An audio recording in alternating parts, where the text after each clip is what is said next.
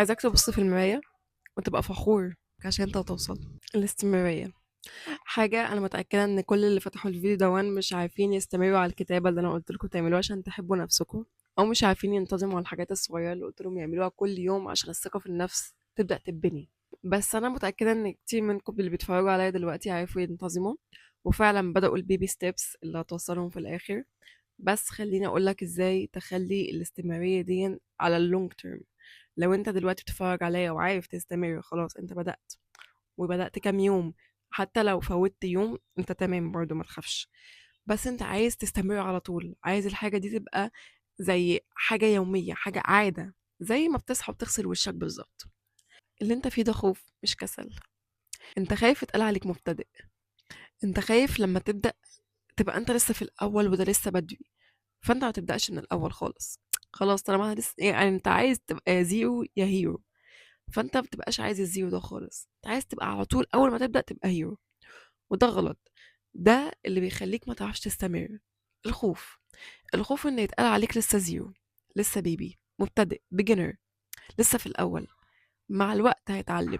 وعايزه اقول لك ان البيبي ده وان بيبقى هيرو لو استمر يومين على بعض، بس انت خايف. فازاي نستمر؟ انت مش محتاج مصطلح الاستمرارية، انت مش محتاج ديسيبلين، انت محتاج انثوسيازم، انت محتاج تبقى متحمس، انت محتاج حماس، انت محتاج تصحى كل يوم متحمس توصل للحاجة دي، انت محتاج تصحى كل يوم متحمس للحاجة الصغيرة اللي انت هتعملها دي عشان توصل، عشان انت متأكد ان الحاجة اللي انت هتعملها الصغيرة دي هي اللي هتوصلك. انت متحمس الى حاجة دي تدخل حياتك. فازاي نخلي الخوف ده من حماس؟ ازاي نخلي الاستمرارية دي تبدأ بحماس مش استمرارية؟ لازم تبدأ بحماس عشان تستمر. انت لو اتحمست انك توصل لحاجة، مش انت كل يوم هتبقى واقف على بابها كده. لما بتلاقي حاجة بتتحمس ان انت تعملها، بتفضل تزن على الجروب يلا يا جدعان نعملها، يلا يا جدعان نعملها، يلا يلا يلا. انت لازم تخلي يلا يلا يلا دي تدخل حياتك. فندخلها ازاي؟ لازم تبص للاوتكم اللي في الاخر بطريقه مختلفه. بدل ما انت باصص له ان هو حاجه كبيره قوي ومخيفه ومحتاجه ستيبس كتير ومحتاجه مجهود كل يوم، فما تبداش اصلا. فتبص له ان هي حاجه كبيره فخليها بقى كبيره مكانها، انا مش عايزها في حياتي، انا مش عايزه ابدا، خلاص خلينا كده. فازاي تكسر حاجز الخوف اللي ما بينك وما بين الحاجه دي؟ ازاي تعمل ايه عشان تكسر الحاجز اللي ما بينك وبين الحاجه الكبيره دي؟ بدل ما تبص لها ان هي حاجه كبيره مخيفه، بص لها ان هي حاجه كبيره مهمه، حاجه كبيره نفسك تبقى في حياتك، وانت عارف كده من جواك، بس لازم تبص بطريقه مختلفه. انت بص لها ان هي مخيفه، انت مش باصص لها ان هي حاجه كبيره مهمه، انت باصص لها مهمه بس مخيفه. لو انت باصص ان هي مهمه فانت باصص 20 40 30%، لكن الجزء الاكبر انت باصص لها ان هي مخيفه، ان هي رعباك، ان انت خايف اول ما توصل لها انت تبوظها، خايف اول ما توصل للحاجه دي وتبقى في ايدك انت ما تعرفش تتحكم وتبقى كده. لا لا لا، دي كبيره قوي عليا، دي كبيره، دي حاجه كبيره قوي اول ما اشوفها في حياتي. بص لها بطريقه تحمسك. الحاجه دي مهمه، ولو دخلت حياتي حياتي هتتغير، الحاجه دي انا لازم ادخلها، الحاجه دي انا لازم ابدا واعرف ازاي اوصل لها. لازم تحمس نفسك كده. عايزاك تكتب كده الحاجه اللي انت عايز توصل لها، يعني مش الحاجه اللي انت عايز توصل لها دي فارقه معاك، طب ليه بتبص لها ان هي حاجه مخيفه؟ شوف اقل حاجه تقدر تعملها وابدا اتحمس ان انت تبدا الحاجه الصغيره دي. لازم تتحمس في الحاجه الصغيره، ما تتحمسش في الحاجه الكبيره. يعني انت بتبقى متخيل ان انت عايز تبقى في نص الطريق، عشان انت بتبقى متخيل ان الحاجه اللي في نص الطريق دي حاجه كبيره اهم من الحاجه اللي في اول الطريق. بس عايزه اقول لك ان الحاجه اللي في اول الطريق هي الحاجه اللي في نص الطريق، بس مع تعود، بس مع استمراريه. بس الفرق ما بينك ما بين اللي في نص الطريق دون واللي في اول الطريق ان هو اتحمس وبدأ الحاجه الصغيره دي وكمل وبقى شاطر فيها قوي، فعارف يبقى في النص. لكن انت اصلا لو جيت تشوف النص على الحقيقه، يعني انت بتبقى في مخيلتك ان الحاجه الصغيره مثلا دي جنيه والحاجة اللي في النص 30,000 مثلا، فانت عايز تبدأ بال30,000 دي. انا عايز اصحى انام الاقي ال30,000 في وشي. وعايزة اقولك ان الشخص اللي بدأ بالجنيه ووصل ل30,000 شايف ان ال30,000 ده بداية جديدة زي الجنيه بالظبط وهو باصص للمليون. لو انت نهايتك كانت في اول الطريق مليون، فهو نهايته في نص الطريق 3 مليون. انت مع الوقت لو بدأت بالصغير، احلامك مع الوقت هتبدأ تكبر، بس لازم تعرف الزيرو ده وانا عامل ازاي، لازم تعرف البداية عاملة ازاي، لازم تمسكها كده وتبقى متحمس ان انت ماسك في البداية، تبقى متحمس ان كل يوم البداية دي سهلة عليك وعارف تبدأها، عشان انت هيجي الصعب وهتعرف تعمله بسبب ان انت بدأت الصغير ده. انت لو فاكر ان انت في نص الطريق، لو بدأت انت من نص الطريق هتبدأ كشخص عارف يبدأ من نص الطريق، ابدا. انت هتبدأ كشخص لسه بيتعلم بيبي ستيبس في نص الطريق، وهتبوظ كل اللي الشخص اللي في نص الطريق ده بقى عمله. يعني لو نطيت انت هتقع، فما تنطش، ما تستعجلش، ما تخافش يتقال عليك بيجنر. لا، افرح ان انت بدأت، خليك متحمس ان كل يوم لو عملت الحاجة الصغيرة دي هتوصل. وتأكد والله العظيم انا بحلف لك 100 يمين انك هتوصل. انا بدأت يا جدعان بصفر، بدأت اقسم بالله بولا حاجة ولا حاجة ولا حاجة، ودلوقتي الحمد لله يعني. نصيحة مني، أنا وصلت، أنا عارفة معنى إنك تبدأ من الأول، أنا عارفة معنى إنك تبقى لسه beginner وخايف تبقى يتقال عليك beginner، وخايف حتة البيجنر دي تطول قوي. بس والله العظيم من تاني أسبوع هتبقى advanced، مش هتبقى intermediate، هتبقى advanced. بس لازم تستمر كل يوم. ازاي تستمر؟ حمس نفسك، حمس نفسك انك كل يوم الحاجة دي هي اللي هتوصلك للحاجة الكبيرة دي. وعلى فكرة، بُص، الحاجة الكبيرة اللي أنت عايز توصل لها دي، أنت أصلًا المفروض لمّا تتخيل نفسك فيها تفرح، تتحمس.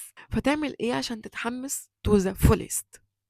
تجيب ورقة وقلم واكتب، اكتب الشخص دوًّا عايش حياته إزاي، اكتب الحاجة اللي لمّا أنت توصل لها دي حياتك هتتغير إزاي.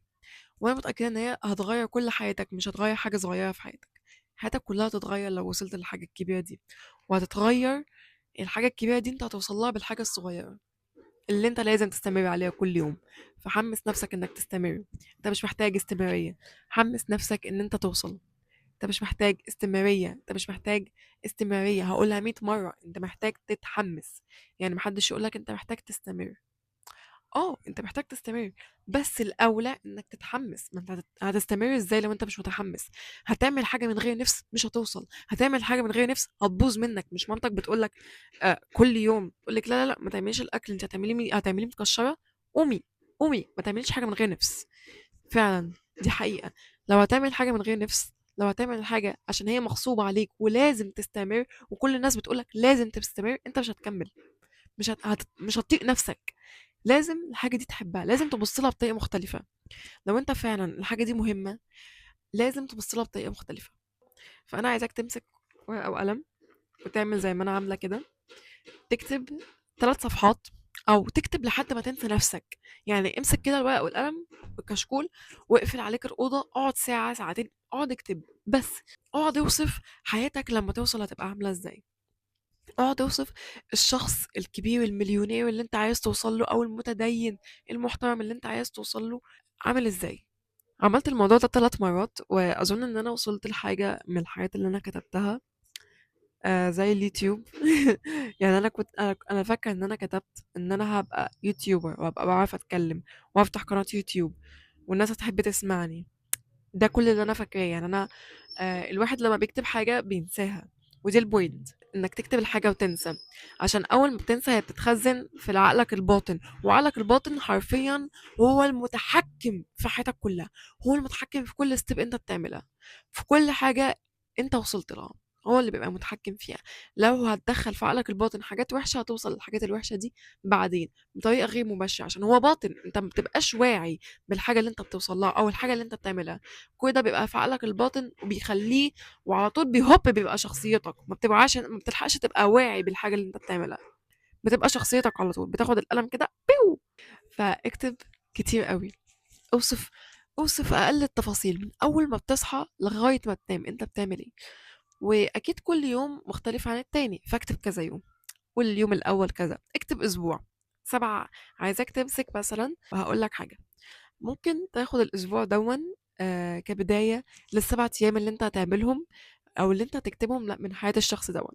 يوم الحد بيعمل كذا، يوم الاثنين بيعمل كذا، يوم التلات بيعمل كذا، يوم الأربع بيروح عمرة، يوم الخميس بيسافر برا مصر كده. يعني عايزاك تمسك كده في أقل التفاصيل، الناس اللي بيشوفها، الأكل اللي بياكله، السفر ومين معاه وبيعمل ايه. أقول لك حاجة عشان تخلي الموضوع رياليستيك أكتر، شوف مواعيد الطيارات. اكتب ميعاد طيارة انت عارفه، اكتب هو هيروح يسافر يوم كذا الساعة كذا، وانسى، اكتب وانسى، ما تبصش على الجورنال دي. 7 ايام عن الشخص اللي انت عايز توصله، واتحداك ما تبقاش متحمس اخر حماس ان انت تبقى الشخص ده، ان ما تبقاش هتموت وانت بتكتب كده، وتبقى قاعد مبسوط. انت اصلا وانت بتكتب هتلاقي نفسك مبتسم، والله ده حياته حلوه قوي، انا عايز ده، انا عايز الشخص ده، انا الشخص ده، انا هوصل له، خلاص انا هبدأ الحاجه الصغيره دي وهستمر عليها. كده انت بدأت بنفس، كده انت ما بدأتش غصب عنك، كده انت بصيت للموضوع بطريقة أعمق، عرفت كل حاجة عن الشخص دوت. بدأت الحياة بالنسبة لك بتاعته تبقى محمسة أكتر ما تبقى مخيفة. بس الفرق ما بينك وما بينه إن هو لما مسك في الحاجة الصغيرة دي استمر عليها بحب، شاف كل اللي يقدر يحطه فيها من حب، وحط كل روحه فيها، وتوكل، ما فكرش، ما عادش يحسبها كتير، عملها كل يوم وسابها على ربنا. مع الوقت بقى شاطر جدا في الحاجة دي. هو بدأ من الزيرو، فطبعا البيبي ستيبس اللي هو بياخدها بيبقى شاطر. انت بتبقى انت عشان دلوقتي زيرو، فلما تيجي تبص انت بتبقى باصص لها ان هي حاجة كبيرة، وانا اكيد ساعتها مش هعرف امسكها قوي. ده عشان انت دلوقتي تخيل حد ما بيعرفش يسوق عجلة، تجيب له العجلة عجل عامل زي الشعر وتقول له سوق، صعب، لازم يبدأ بأقل حاجة وبعدين يكبر. هو عمل كده، هو عارف يتحكم ووصل لحياته دي عشان هو بدأ وفضل يستمر، وعارف يمسك حياته كويس قوي. انت المسافة ما بينك وما بين الشخص دي قد كده، المدة الزمنية اللي انت ممكن توصل فيها للشخص دوت قد كده، والله العظيم قد كده. الفرق ان انت قاعد بتعمل كده وبتعمل كده وبتلف حواليه، قاعد بتلف حوالين الشخص ده ومش عارف توصل له. ليه؟ عشان انت الحاجة دي بتعملها غصب عنك، الحاجة دي تكنيكلي بتعملها من غير نفس. لازم تحط نفسك في الحاجة. انت مش بتشوف الناس الشاطرة قوي في حاجة معينة، لو سألتهم انتوا شاطرين فيها ازاي هيفضلوا يلفوا كده ويقول لك احنا بنعمل، بس هم بيعملوا ايه؟ هم بيحبوها، هم بيصحوا كل يوم متحمسين ان هم يعملوا الحاجة دي، بيصحوا كل يوم متحمسين ان هم يبقوا اشطر في الحاجة دي، كل يوم يبقوا احسن من الشخص ده والشخص ده والشخص ده، عشان هم واثقين في نفسهم ان هم يقدروا يغلبوا الناس دي كلها. والله العظيم انت تقدر، اقسم بالله العظيم انت تقدر، بس انت فاضل ان انت تتحمس وتؤمن بنفسك وتثق فيها ان هي تقدر. طب احط الايمان في نفسي ده ازاي؟ بص لكل حاجه بطريقه مختلفه. انت دلوقتي باصص للحاجه دي ان هي كبيره وصعبه ومحتاجه مجهود، فبتعمل المجهود ده، وانت زي ما تكون بتشيل اطنان، بتعمل المجهود ده وبتركز انت بتتعب قد ايه جسديا. الناس اللي بتعمل حاجه وهي بتحبها دي عمرها ما بصت للتعب الجسدي الجسماني ده خالص. طول ما روحهم موجودة في الحاجة خلاص بتحس ان نفسهم برضو مكملة. ليه؟ عشان هما مش فايق معاهم التعب الجسدي، انت بقى بتبقى بتتلكك اول ما تتعب، خلاص انا هنام. ليه؟ عشان انت مش بتحب اللي انت بتتلكك، انت عايز تخلص. الحاجة دي مش طايقها، الحاجة دي تقيلة قوي على قلبك، فازاي تبقى خفيفة؟ لازم تتحمس، لازم تعرف ان هي مش واجب عليك، ان هي حاجة انت عايزها. انت اللي اخترت، انت اللي اخترت توصل للحاجة دي، انت اللي اخترت تعدي وتسبق كل الناس في الحاجة دي، انت اللي اخترت تشوف نفسك ناجحة، انت اللي اخترت تعرف هيحصل ايه لو انا وصلت. لازم يبقى عندك فضول وحماس، هو هيحصل ايه لو انا بقيت مكانه؟ هي الحاجة الصغيرة دي لو هي مثلا فلوس، لو انت عايز تبقى بتتكلف كل حاجة وتخلي اهلك يتقاعدوا كلهم ومش فاهم معاك، انت عايز تجبي على كل اللي حواليك انت عايز تكرم كل اللي حواليك وكل اللي بتحبهم، ويبقى معاك فلوس وما تفكرش. انت مش هدفك من الفلوس ان انت تجيب كل اللي انت عايزه، على قد ما نفسك تفرح الناس اللي حواليك مثلا، او ان انت تجيب اللي انت عايزه كله وتسافر وتروح عمره وتعمل كل حاجة نفسك فيها. لو تخيل كده الحاجة دي لو دخلت حياتك هتبقى عاملة ازاي؟ واكتب انت هتبقى حاسس ايه. يعني ركز اكتر على الاحساس، ما تركزش على الشكل الخارجي. اصل يعني اي حد ممكن يكون معاه فلوس، اي حد ممكن يكون يقبض فلوس ويجيب كل اللي هو عايزه، اي حد ممكن يجيب فلوس من الشغل ويصرفها في كل اللي هو عايزه. بس احنا مش عايزين كده، احنا عايزينك توصف الاحساس اللي انت عايز تبقى عايش فيه.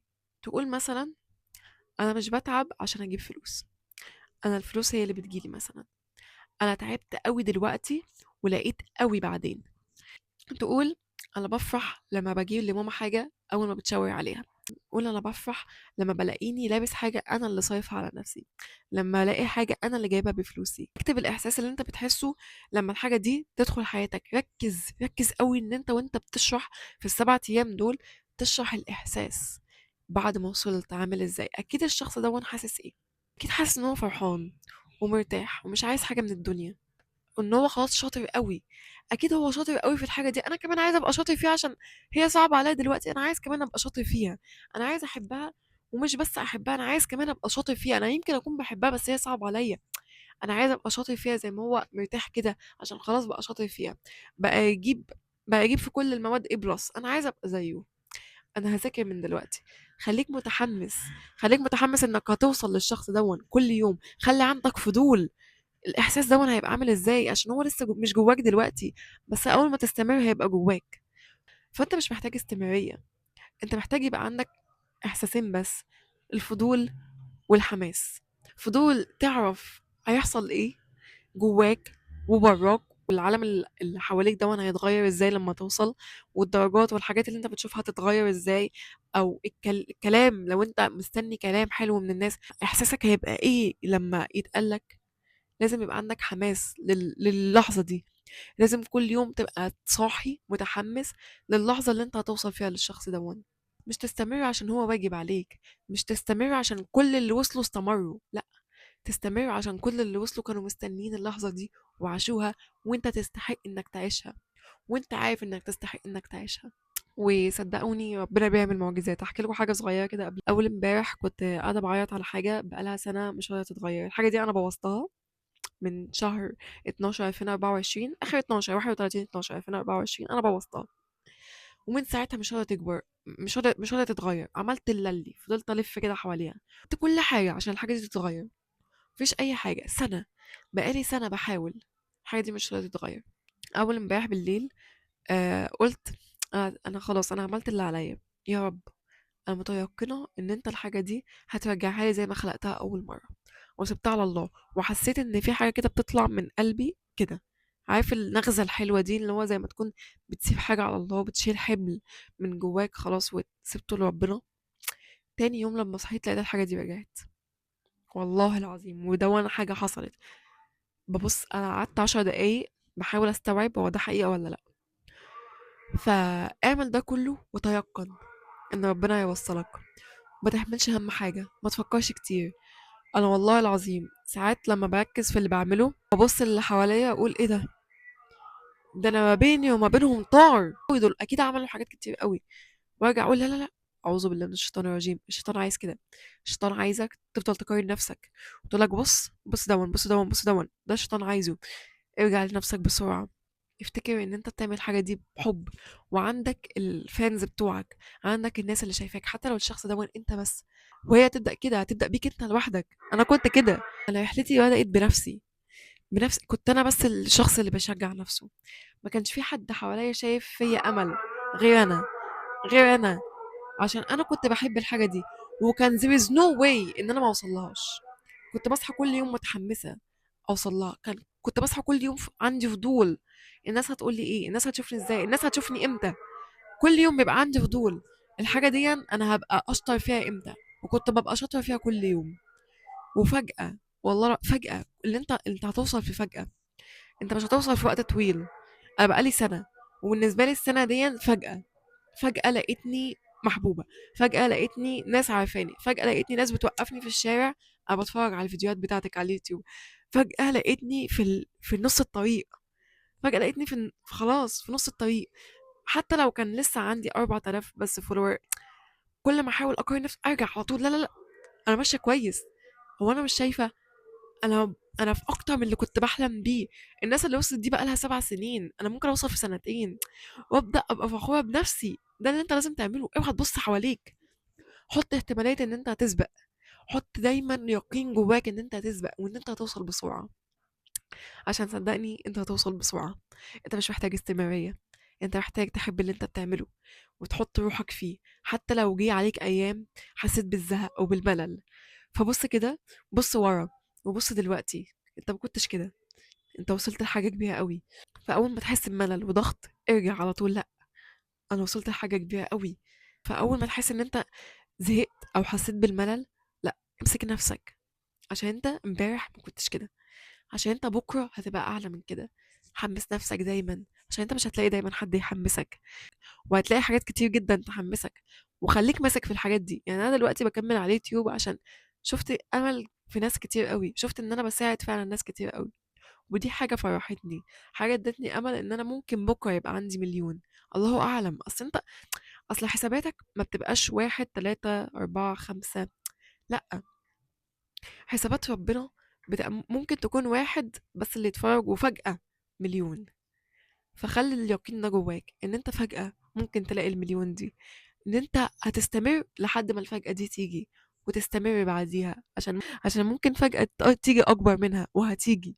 ما تحطش حسابات، ما تحطش خطة، ما تحطش ان انت هتبقى واحد اتنين تلاتة، لا، انت ممكن تكون واحد الف تلاتة عشرة، بس ده اللي تحط امل فيه. اللي سعيك دلوقتي هيبقى بمليون بكرة. وحط جواك يقين، وصدقني اليقين ده هيكبر جواك لوحده طول ما هتحب الحاجة دي. وتحب الحاجة دي ازاي؟ اصحى كل يوم متحمس ان انت توصل لها. اوصف نفسك، اوصف نفسك وحياتك هتبقى عاملة ازاي بالحاجة دي، لو الحاجة الصغيرة دي لو دخلت حياتك. تبص كده على الانجازات اللي انت ممكن تعملها لو الحاجة دي دخلت حياتك. اول ما تبص كده وتقول الله الله انا عايز بسرعة، انا عايز اوصل، الحماس هيفضل كل يوم جواك. كل يوم ركز ان انت تبقى متحمس وعندك فضول، مش عندك ديسيبلين، عندك انثوسيزم، عندك حماس انك تبقى الشخص دون، عشان انت هتبقى، وعد مني والله العظيم، وعد مني ان انت هتوصل. فسيبك من الاستمرارية، سيبك من كلام الناس، سيبك من اللي يقولك انت محتاج تستمر، انت محتاج تنتظم، ما اصل هي صعبة في الاول. لا، خليها سهلة على نفسك. كل ما هتسهل الموضوع على نفسك، كل ما احتمالية ان انت توصل بسرعة هتبقى اكبر بكتير جدا. سيبك من اللي يفضل يقولك اصل هي صعبة في الاول، هي مش صعبة، هي جديدة، بس هي سهلة عليك عشان انت هتحمس نفسك. هحمس عقلي انه يقابل الشخص دون كل يوم عشان عقلي يوصلني. فسيبك من اللي هيقولك الطريق بس في الأول بيبقى صعب وانت محتاج تستمر عشان الموضوع يبقى سهل. قوله لأ، هو الموضوع مش صعب، هو جديد، وعلى فكرة هو سهل عشان أنا هحبه وهوصل قبليك. وأقسم بالله الفرق ما بين الشخص الناجح فعلا والشخص اللي بيحاول محاولة طبيعية افريج وبيوصل، على فكرة يعني انت بص، في نوعين من الناس، الاتنين ناجحين، بس في ناجح بذكاء وفي ناجح بمجهود. خليك انت اللي ناجح بذكاء، حب الحاجة عشان توصل أسرع مننا، حب الحاجة وخليك مهووس بيها. الشخص اللي بيتهوس بالحاجة عقله بيجيب له كل حاجة ليها علاقة بالموضوع دوت، عقله تحسه كده ربنا بيسخر له كل الحاجات اللي ممكن توصله الحاجة دي، عشان هو اتهوس، حياته كلها بقت الحاجة دي، بقى متحمس جدا وبقى عنده فضول يوصل للشخص دوت. لكن الشخص الناجح العادي بيسعى وبيحاول وبيلاقي، والموضوع بيقعد منه 7 سنين، انت ممكن الموضوع منك ياخد سنتين بس، لو خلقت جواك الحماس والفضول. اخلق كل يوم جواك الحماس والفضول. لو عايز تركز فعلا انك توصل بذكاء وبسرعة، ركز انك كل يوم تخلق جواك حماس وفضول. مع الوقت الحاجة دي انت هتبدأ مهووس بيها، مع الوقت كل حاجة ربنا هيبدأ يسخرها ليك انت للحاجة دي، مش انت اتهوست بالحاجة دي، وحياتك هتبقى عبارة عن الحاجة دي.